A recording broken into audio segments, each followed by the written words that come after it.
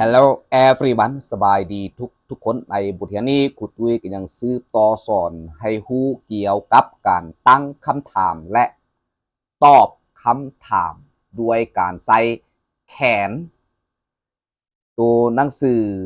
สีดำที่อาจารย์ตุ้ยเอาเมาส์สีใส่นี่ก็คือศัพท์ภาษาอังกฤษส่วนตัวหนังสือสีแดงในวงคอนี่ก็คือเสียง phonetics หรือเสียง IPA ส่วนตัวหนังสือสีฟ้านี่ก็คือเสียงเทียบอ่านภาษาลาวและสีเขียวนี่ก็คือคำแปลภาษาลาวไปฝึกอ่านและเรียนรู้พร้อมกันเลย Questions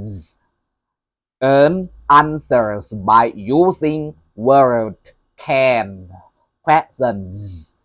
and answers by using word can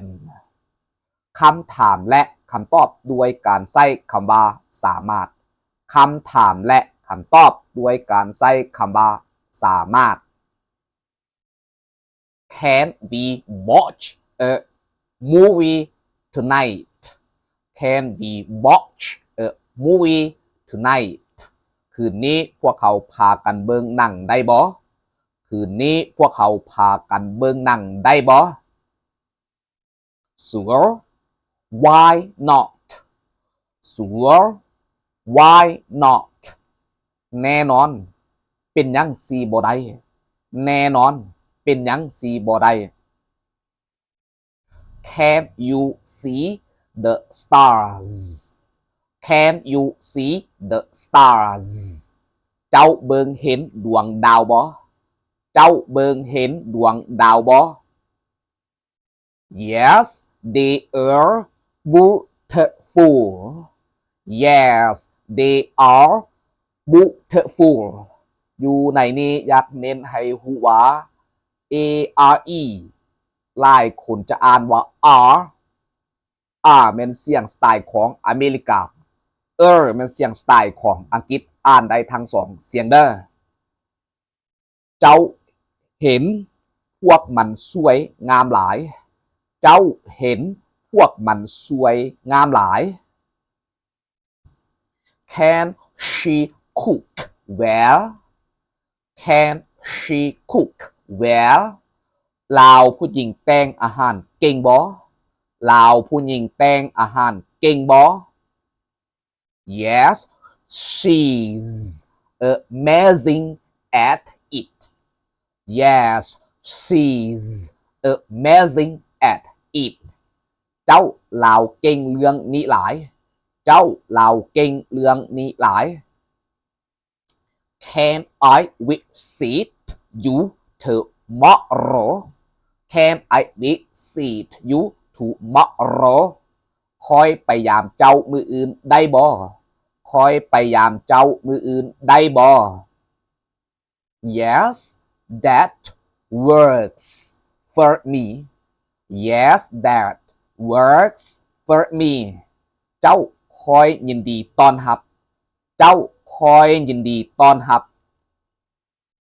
Can this car go fast?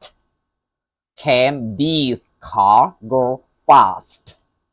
รถคันนี้แล่นไวบ่รถคันนี้แล่นไวบ่ Yes it can. Yes it can.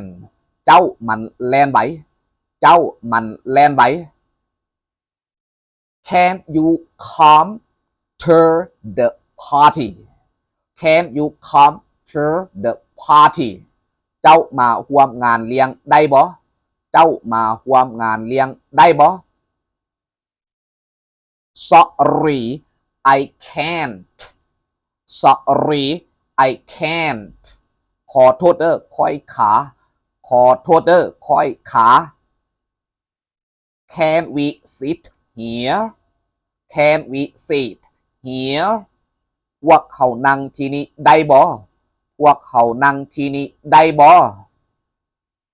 Yes this spot is free. Yes this spot is free. ได้บอนนั่งนี้วางได้บอนนั่งนี้วาง Can he solve the problem can he solve the problem ลาวผู้ชายแก้ปัญหาได้บ่ลาวผู้ชายแก้ปัญหาได้บ่ Yes he is very good at math Yes he is very good at math ได้ลาวเก่งคณิตศาสตร์ได้ลาวเก่งคณิตศาสตร์ Can I call you later Can I call you later คอยโทรหาเจ้าภายหลังได้บ่คอยโทรหาเจ้าภายหลังได้บ่ Sure anytime Sure anytime แน่นอนเวลาใดก็ได้แน่นอนเวลาใดก็ได้